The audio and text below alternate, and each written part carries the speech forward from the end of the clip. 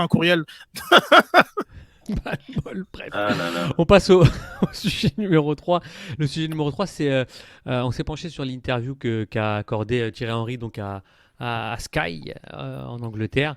Je vais tout de suite donner la parole à Reg parce que, on va pas se le cacher, tu étais un fan de Thierry Henry et j'aimerais savoir ce que tu as retenu toi, Oui, t'as de vu dans le cette coin, interview. Ce que j'ai retenu, c'est que déjà son costume était vraiment très stylé, hein, déjà un point de vue textile, hein, très classe. Mais sinon, à la blague, je trouve ça vraiment bien. Je trouve qu'il a un peu, il s'est un peu ouvert en fait dans un lieu. Je pense, c'est pas quelqu'un qui s'ouvre beaucoup. Et je pense quand il est sur Sky, il est vraiment chez lui, dans son fauteuil, il est confortable. On sent qu'il est bien. Avec Jamie Carragher et le présentateur de Monday Night Football, j'ai oublié son nom. Mais on sentait qu'il était dans un confort et il s'est ouvert. Donc ils ont vraiment parlé un peu de ces deux aventures de coach. Ils ont mis les statistiques et tout qui sont peu reluisante. David Jones. Mais bon, merci. Et il a vraiment expliqué un peu la nouvelle réalité. On lui a demandé qu'est-ce qui était difficile, qu'est-ce qui a été le plus difficile, la plus dure des deux aventures. Et il a dit clairement la dernière année avec l'impact de Montréal à l'époque. Et que oui, c'est compliqué par rapport au contexte actuel de la pandémie. Et aussi, moi, ce que j'ai vraiment retenu, c'est vraiment le côté et connaissant le bonhomme, pas personnellement, mais le tempérament d'Henry, de parler que la nouvelle génération et comment maintenant il doit aborder les joueurs est complètement différent. J'ai trouvé ça très, très intéressant parce qu'il disait à l'époque que lui, il a connu, et pour tous ceux qui suivent un peu Thierry Henry, qui ont suivi son cursus, on sait qu'il a eu une éducation quand même à la dure, tu vois, très, très compliquée, quelqu'un qui s'est mis énormément de pression pour être au top, et il a été au top, justement, à cause de cette exigence qui s'est mise, et je pense que de parler de ça, je trouvais ça intéressant, comme quoi on est dans une autre réalité, une autre époque, où on parle beaucoup de calinothérapie, faut caresser les joueurs dans le sens du poil, il faut pas trop les froisser, il faut les accompagner, il faut leur demander est-ce que ça va, et ça, pour lui, tout ça, c'est nouveau, en fait. Et il dit qu'il a été confronté à ça et qu'il a dû s'adapter à ça parce que c'est complètement nouveau pour lui d'expliquer à un joueur pourquoi il joue pas. Puis Henry, dans son cursus, il a fait Clairefontaine, tout ça. Ben lui, c'est pas des trucs avec lesquels il a grandi. Et je trouvais ça intéressant, surtout qu'on voit de plus en plus dans le foot moderne, de plus en plus d'anciens joueurs qui deviennent coachs très rapidement et qui prennent des équipes très rapidement, et d'être confronté à ça, je trouvais ça vraiment intéressant. Donc qui s'ouvre par rapport à ça, puis que c'est une réalité quoi. Mais est-ce que tu as senti qu'il a attesté cette réalité et qu'il te donnait l'impression de vouloir changer et de se dire ok, c'est cette réalité-là, je vais travailler sur moi-même et puis je vais aller vers le rêve que je voulais de devenir coach? Oui, Ou tu crois que oui, finalement clairement. c'est deux. Ouais, ok. Bah oui, parce que il le dit, je réapprends certaines choses. Il dit c'est des trucs que j'ignorais. Et il sait que pour avoir du succès comme coach, il doit passer par là. Il peut pas avoir les mêmes mœurs qu'il avait avant. C'est de l'apprentissage pour lui. Parce que lui, il croyait qu'avec si tu veux, les techniques pas de coaching, mais d'approche humaine qu'il a eu à l'époque, il pouvait les remettre aujourd'hui. Puis ça fonctionne pas. La preuve, comme un exemple tout bête, un mec comme Mourinho, ses techniques passent un petit peu moins. Elles sont vraiment passées avant. Maintenant, c'est un petit peu plus désuet, je trouve, comme son approche. Donc, c'est pour ça qu'on voit qu'il a un petit peu moins de succès depuis quelques années. Puis je pense que Henry, justement, pour répondre à ta question, je pense qu'il est conscient de ça, que c'est en train de changer et qu'il aura peut-être pas le choix de changer. Et il est conscient de ses défauts. Il l'a dit dans une des interviews pour souhaiter joyeuse fête aux supporters de Montréal. Il disait bon, j'ai des défauts, je sais que j'en ai, je travaille là-dessus, etc., etc. Je pense qu'il est conscient de certaines choses, et puis c'est de l'apprentissage. Ça a été une année très difficile à mon sens. Il a dû apprendre beaucoup de choses sur le tas, puis il va s'en servir pour sa prochaine aventure comme coach, j'en suis certain. Mais ouais.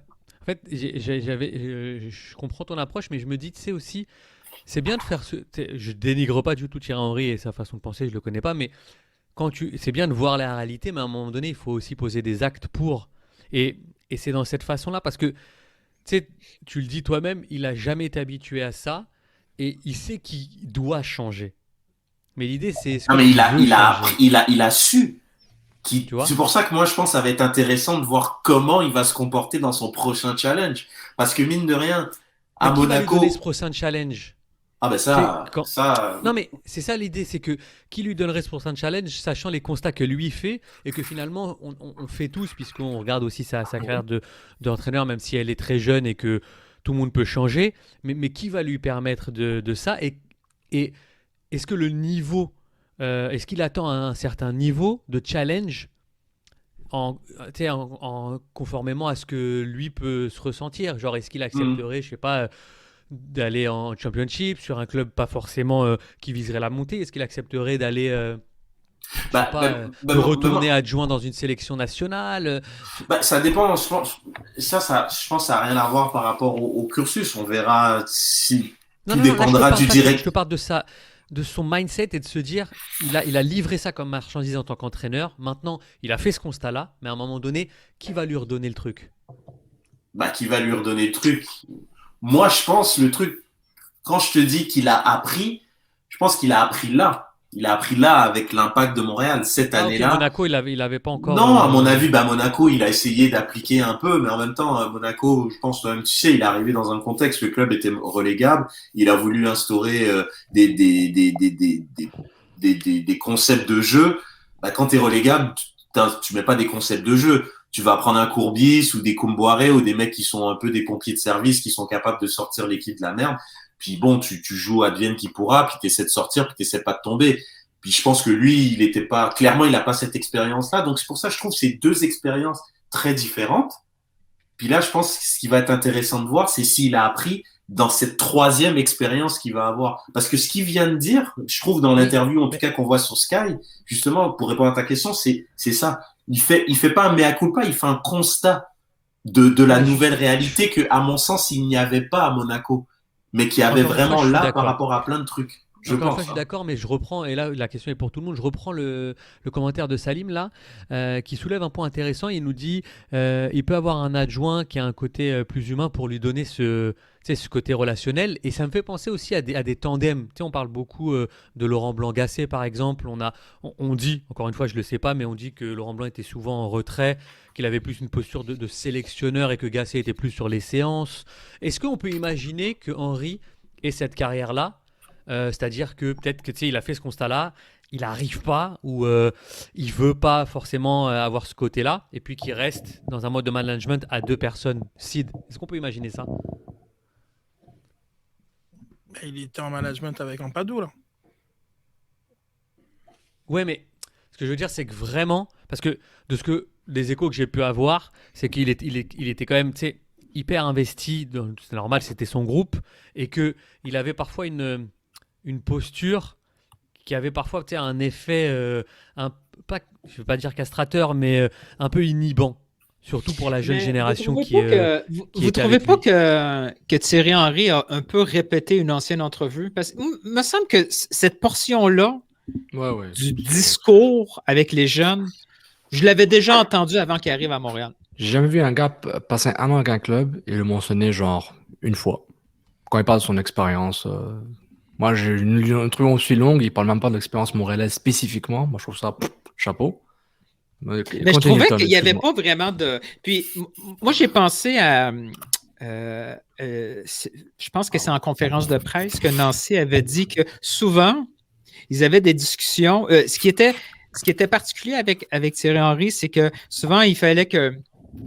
Peut-être je ne le dis pas comme il faut, mais Nancy rappelle à Thierry Henry que ces gars-là n'avaient pas son niveau.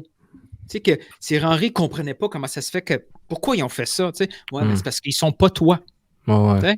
Puis que ça lui prenait du temps à assimiler, accepter que des joueurs puissent prendre plus de temps ou prendre des décisions différentes. Mais ça va en crescendo, à mon avis, puis qu'il soit pas lui, je pense que c'est une certitude, puis tout grand joueur je pense, passe par là. Puis c'est pour ça que je pense que c'est pas tous les grands joueurs qui deviennent des grands coachs. Je pense qu'il y a beaucoup de très grands joueurs qui n'ont pas été des bons coachs parce qu'ils sont pas des bons communicants, à mon sens, juste de comme vraiment transmettre le savoir.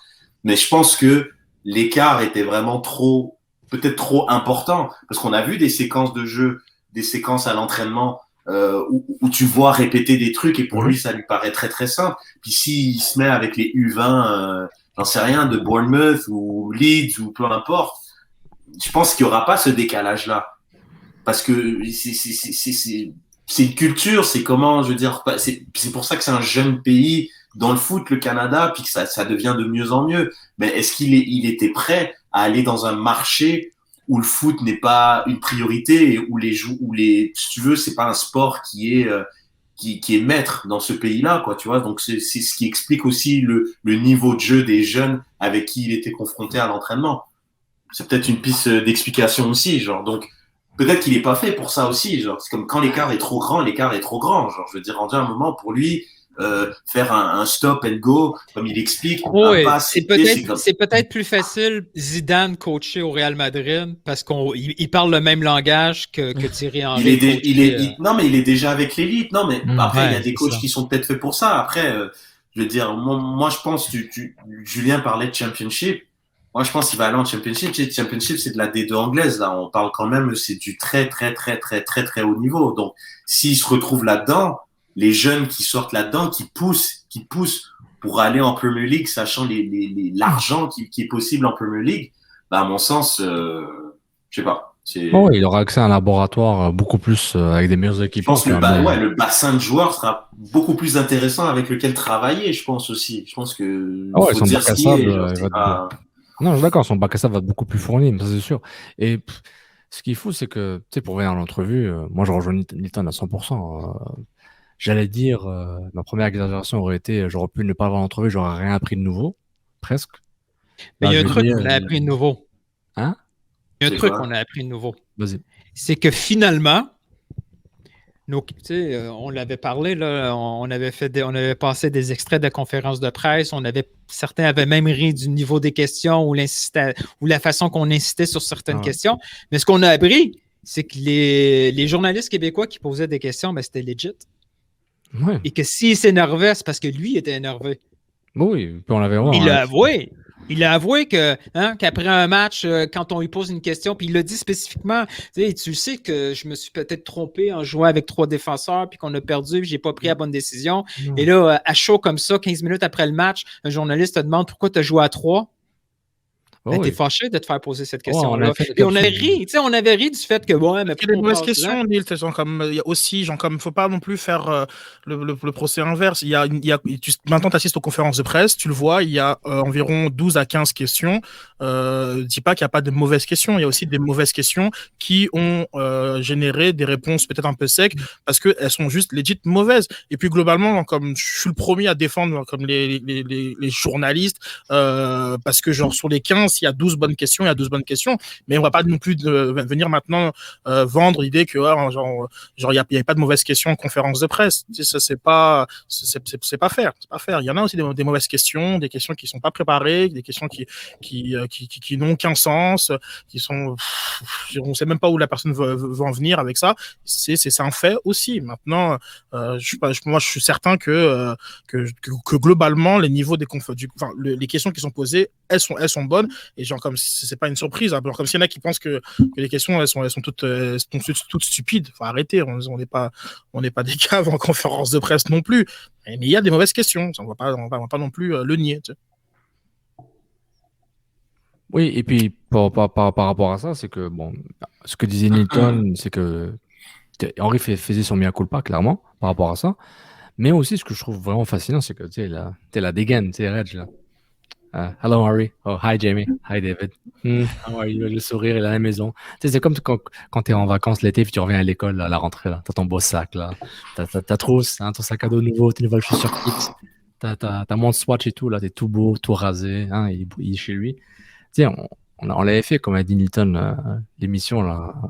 Je pense qu'on a dû l'appeler Dr. Henry, Mr. Thierry, là, mais c'était les personnages d'Henry. On dit il y avait différents personnages parce que c'est pas que c'est un acteur, mais il y a différentes facettes de sa personnalité qui se ressortaient à travers différents rôles qu'il prenait, ce qui est normal. Et il va pas parler à Marcy de la même façon qu'il va parler à Jimmy Carragher, donc ce qui est plus que normal. Ouais, Et mais quand même, moi justement par rapport à ça, il aurait pu peut-être un peu plus sourire. Moi, ce qui me dérange justement, et j'ai dit souvent, c'est qu'il jouait pas le jeu.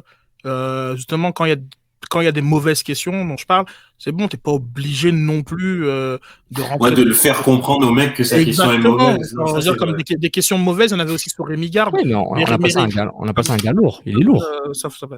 Donc, Ouais. il y a des questions mauvaises comme sur Rémi Garde, mais Rémi Garde, il joue le jeu de quand même répondre à la personne, de prendre conscience que voilà, donc, comme c'est pas tout le monde qui a forcément le même niveau de connaissance, ou même qui suit ce qui est dit, qui décrypte l'entrevue, parce qu'il y a aussi des gens qui se répètent au niveau de questions dont la réponse a déjà été donnée. Donc, mais sur ça, Rémi Garde était toujours très, on va dire, grand seigneur, tu vois, genre comme que Thierry il va être en mode très professoral.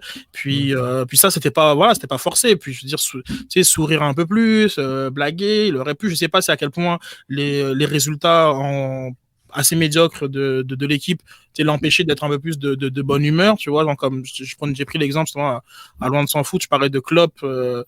On sait Klopp, il a l'air plus drôle quand Liverpool est invaincu pendant 25 matchs, tu vois. Et genre là, en ce moment, il envoie chier un peu plus le monde quand même. C'est normal en même temps. Donc, je sais pas après à quel point comme ça a joué aussi, parce que peut-être que si l'impact était 4e, 5e et tout, peut-être qu'il serait de plus de bonne humeur, mais j'ai trouvé, voilà, ça m'a renvoyé à l'idée que voilà, on n'a pas eu vraiment forcément toujours le meilleur visage de Thierry Henry, qui était vraiment très affecté par cette saison, et que oui, il y a l'éloignement de la famille et tout, mais c'est clair que la personne qui était en face de nous dans ces contextes de Zoom à distance, à gérer genre comme toutes sortes de choses et de logistique, elle était pas de bonne humeur, tu vois. Puis après, c'était un petit peu, et c'est un peu dommage parce que quand tu vois ce personnage-là, tu te dis, ce personnage-là, tout le monde serait tombé en amour avec lui à Montréal. Il aurait pu tellement apporter à tellement de niveaux. Puis moi, j'avais un petit goût amer. À Montréal, c'est un gars lourd. À Montréal, c'est un gars lourd, genre, le gars, t'es lourd, t'es vraiment chiant. Mais en même temps. On était tous chiants aussi. Oui, mais lui, il était irritant et irritable assez rapidement, là. On était en pré-saison, on était 3 matchs in, puis il était. Mais les conférences de presse, moi, je les ai pas vues, les conférences de presse au quotidien, là, à Monaco. Quand il perdait, il devait être lourd aussi, là. Je veux dire, c'est le lot d'un coach qui gagne pas, non? C'est ça. Non, mais c'est ça, Nick. Moi, c'est ça que je veux dire, c'est que ta personnalité, elle va s'analyser aussi en fonction des résultats dont tu es responsable. C'est très bien. Mais non, mais il y a un Zidane qui est pareil, qui est très charmant. Zidane, il y a une période de saison quand il n'était pas trop sûr s'il allait se qualifier en 8e de finale et qu'il commençait à se décrocher par l'Atlético. Il posait des questions. Il était très, très, il était très sur les nerfs.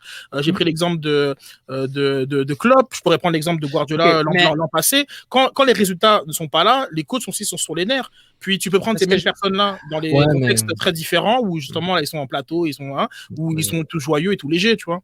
Mais moi, ce que je voulais dire, Sid, c'est que quand finalement nos questions n'étaient pas si mauvaises que ça, c'est que trop souvent, quand on présumait que les questions étaient mauvaises parce que la personne derrière n'était pas bonne, n'avait pas ce qu'il fallait. Non, des fois, ça se peut que c'est le public. Genre, excuse-moi, comme je t'ai coupé, j'ai même pas dit mon point. Je vais te laisser finir, Nilt. Je suis d'accord avec toi 100%.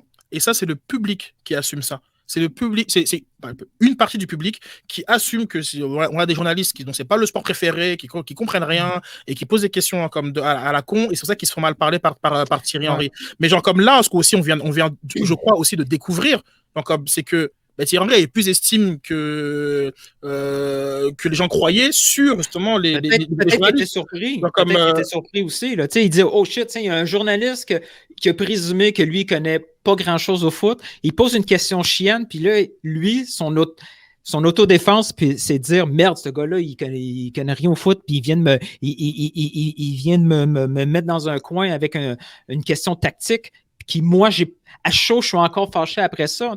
C'est pas vrai que parce que c'est un gars qu'on présume. Trop souvent, je vais recommencer. On veut tellement aimer Thierry Henry que quand il se fait confronter, on a trop de réflexes à protéger Thierry Henry parce que c'est la grosse figure et présumer d'avance que la question, elle est mauvaise parce qu'elle ne vient pas d'un gars de foot dans sa tête. Puis que peut-être que finalement, la question était bonne. Puis que Après, s'il est fâché... je sais pas s'il sait que ça vient d'un gars de foot ou pas, mais il faut admettre que parfois les questions, elles étaient flinguées. Après, moi, je pense, comme dit Sid, il n'était pas à chaque fois obligé de le faire comprendre au mec que la question c'était de la merde. Moi, je pense que c'est plus ça. C'est plus là que je lui en veux. Dans ton tweet, comme tu as célébré genre Jérémy Filosa, Jérémy Filosa a posé la question comme est-ce qu'on va faire un forfait parce qu'on n'a pas assez de joueurs. C'est déjà arrivé dans l'histoire de la Ligue, ça, un forfait parce qu'il n'y a pas assez de joueurs. Parce que t'as raison. Et Philo, comme je pense que ça se trouve moi qui l'aime le plus, genre comme Philo, genre comme dans notre gang. Et genre comme c'est une question conne, point. C'est une question conne, genre comme je sais. Ouais, mais c'était pas le sujet de la conversation quand il posait la question. C'était pas, on parlait pas de ça. C'était vraiment lui ce qu'il disait dans l'entrevue à Sky. Il parlait pas, les gars nous posaient des questions qui avaient aucun sens. Lui, ce qu'il disait dans Sky, c'est difficile pour un coach de se faire poser des questions à chaud. Bien sûr, tout à fait. Ouais, et se faire challenger tout de suite après le match quand toi, tu es peut-être en train de te dire dans ta tête, merde, j'ai peut-être fait une erreur avec tel choix tactique. Et moi, quand j'ai praisé Philo, c'est que Philo le challengeait au niveau tactique. Et trop souvent, que ce soit Philo ou un autre, là, que ce soit le gars de la presse canadienne où il a brassé pour rien. Finalement, la question était legit. Et quand on disait c'est un con parce qu'il pose des questions qui n'ont aucun rapport, il ne connaît pas ça, c'est pas juste 3, c'est du 5. Moi, mais globalement, l'idée de la question était bonne et il a contourné en attaquant le messager. Et c'est pour ça que je disais que finalement, il s'est rendu compte que plus souvent qu'autrement, les questions avaient lieu d'être posées. Mais par exemple, comme on a discuté quand il y avait la révélation d'une des vidéos de vestiaire, où la difficulté est que tu viens, tu te dis, comme vous avez joué à 3, vous avez joué à 5, genre comme je me suis fait prendre dans ces questions, et tu vois dans son discours d'après-vestiaire qu'ils ont joué dans 3 systèmes différents. Ouais. Et que c'est vrai que de sa perspective aussi, tout en sachant que la plupart des personnes ignorent aussi les dynamiques de groupe, qui est blessé, pas blessé. Après, peut-être sa faute, il n'a qu'à nous dire qu'il est blessé, qu'il peut pas jouer. Lui, il se dit, mais attends, mais est-ce qu'il a vu le match véritablement? Et ça revenait souvent. Est-ce qu'il a vu le match? Parce que on a joué en 3-4-3, en 3-5-2, en 4-3-3. On jouait différemment à la perte de balle qu'on jouait dans les circuits offensifs. Et genre, comme lui, il me pose une question qui me fait douter s'il a vu le match. Et je comprends qu'il peut avoir une réponse qui peut te sembler sec, sachant aussi que de sa personnalité, c'est un être humain qui est plutôt cassant, mais cassant, enfin, on va dire cassant, slash arrogant, slash très conscient de ses compétences. Il y a une petite vidéo qui est ressortie là récemment, je l'ai retweeté, où on le voit après le but du 1-1 contre France-Italie en 2000, où au lieu de célébrer tout de suite avec Will Tord, il va vers le banc des Italiens et il dit rassiez-vous, rassiez-vous. Puis et après en conférence de presse, il te le dit, je trouvais qu'il célébrait un petit peu trop. Bro, ils sont à 2 secondes de gagner l'euro là, genre excuse-les là de célébrer. mais tu vois le personnage. Donc tout ça, sachant que l'équipe n'allait pas bien. Moi je suis persuadé que l'équipe va bien. Enfin l'équipe va bien. Il est responsable. Hein. Il est responsable. Je ne l'exclus pas. Mais avec des meilleurs résultats, on a aussi quelqu'un qui est moins sur la défensive. Et pas pour le défendre. Mais pour moi, Henry avec Montréal, il a quand même déconné. Moi je veux dire la vérité là. Parce qu'il a autant traité. Non, dis pas, moi, je dis la vérité. Comme si, genre, comme là, je viens de parler, genre, comme je racontais, genre, comme des mensonges. Genre, comme dans, je sais pas si c'est une formule ou pas, quand tu dis, moi, je dis la vérité, je suis désolé, mais genre, comme je viens de dire, c'est pas faux, c'est pas la vérité. C'est la première fois qu'on dit ça. Moi, je vais dire la vérité. C'est l'impression qu'il dit tout le temps. Je dis pas que toi, c'est pas la vérité. Moi, je vais dire ce que je pense. Voilà, parce que c'est ça que ça veut dire, cette expression. Parce qu'on le sait, tu fais semblant, mais c'est pas grave. Non, pas du tout, sinon, je t'aurais pas repris. Ok, fine. C'est que le truc avec Henry, c'est que il a déconné avec sa communication, c'était catastrophique. Ça, c'est clair. Filosa, pas Filosa, il est autant rentré dedans sur Lord, sur Brett, sur des gars légitimes. Mais lui, à sa façon morale, il est venu, il trouvait personne légitime. Ça se voyait. Quand on a fait notre fameuse capsule Dr. Henry, Mr. Thierry ou whatever, c'est que c'est clairement, il était agressif pour rien. Alors que l'équipe ne commençait même pas à perdre des matchs. Donc déjà, sa base était déjà là, sa baseline était déjà là. Donc, quoi qu'il arrive, il arrive à ça. Alors, quand il perd, ça s'accumule. Donc, sa base un peu irritable, irritant, elle devient agressive et c'est normal. Parce que dans le contexte, c'est compréhensible. Mais c'est juste que lui, il a déconné, il a fait l'erreur d'être aussi agressif. Et puis, il faut le voir comme un alpha. C'est un lion, tu rentres dans sa zone et tu te bats, quoi. Et c'est ça qu'il fait. À Monaco, quand je regardais quelques conférences de presse à Monaco pour voir un peu le personnage, il était beaucoup plus doux au début, c'est normal. Et là, il a aguerri, il veut s'imposer, c'est la MLS, c'est correct. Mais son mea culpa sur Sky Sport prouve ce point pour dire j'ai peut-être été trop agressif. Ça se voit. Maintenant, question philosophique, pas légitime, etc. Il y a des mauvaises questions, il y a des bonnes questions, ça je suis d'accord. Mais il l'a fait à différents interlocuteurs qui avaient différents types de légitimité dans la scène québécoise et canadienne du football. Donc, ma conclusion, he fudged up. Il aurait dû être beaucoup plus aimable, mais aussi pragmatique. Il a été trop pragmatique et trop tranchant. C'est tout. Mais c'est reste enrichissant son personnage. On l'a vu là, donc on n'est pas à te le voir, mais son mea culpa, c'est un peu marrant, mais c'est trop tard, quoi. Il a déjà fait l'erreur, mais c'est une erreur qu'il va oublier puis qu'il s'en fout, quoi. Donc c'était ça. Bon, on était tous vendus d'avance. Il aurait pu garder, il aurait pu répondre de façon sympathique, puis un peu comme il a fait à Sky, à des questions chiennes, puis ça aurait passé vite. T'sais.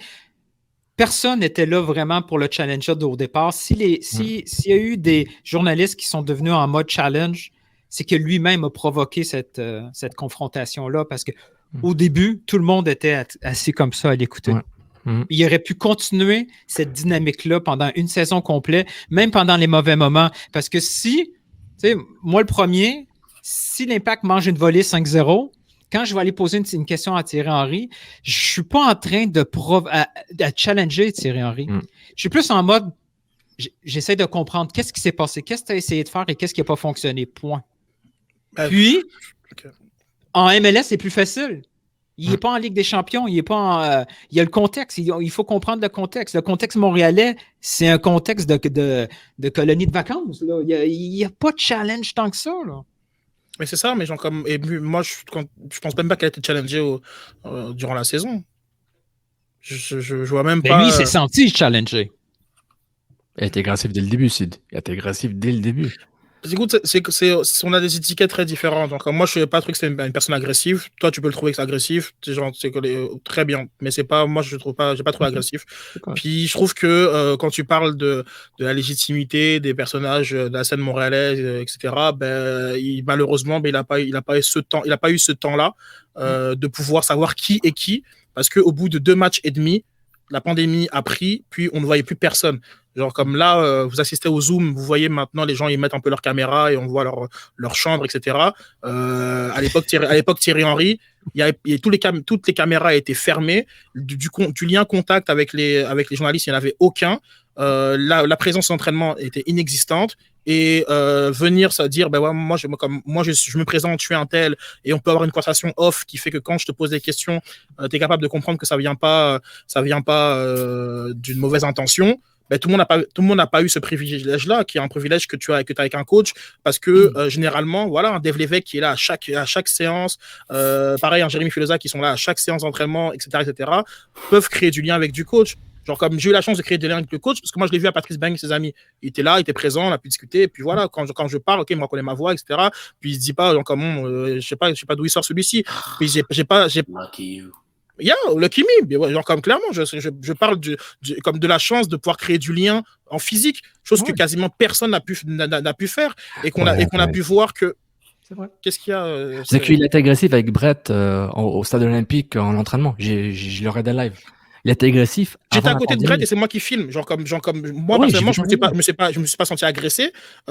Et c'est pour ça que sur ça, c'est les étiquettes. Donc comme toi, tu te sens agressé quand te parles d'une façon, d'autres ne sont pas agressés. Genre comme ça, c'est comme passant autre chose par rapport à ça. Moi, ce que je te dis, c'est que Brett, on en a parlé pendant un an. Il a dit que c'est un incident. Il en a parlé. Il en a parlé jeudi. J'ai sorti la vidéo pour appuyer le truc. Comme tu m'en parles comme si je n'étais pas au courant qu'il en a parlé et qu'on s'en parlait 50 fois en off avec lui. Genre comme sur ce point là, ce que genre comme si tu m'as laissé finir mon point, c'est que s'il a eu la chance de créer du lien avec Brett, comme un peu il a eu la chance justement, il y a eu une entrevue très très intéressante qu'ils ont fait sur RDS à l'antichambre où il avait sorti tiens Zizou t'appelle l'américain, etc. Et que il y a eu ces chances là de pouvoir créer du lien. Je peux t'assurer que leur relation avec Brett, elle aurait été bien meilleure. Et lorsque tantôt tu parlais de Frédéric Lord, on voit quand même que les personnes qui sont à proximité du staff technique, parce qu'ils ont créé ces liens avec le staff technique, ils se font jamais ramasser, même quand leurs questions elles sont plus ou moins intéressantes. Et on n'a pas eu cette chance-là cette année.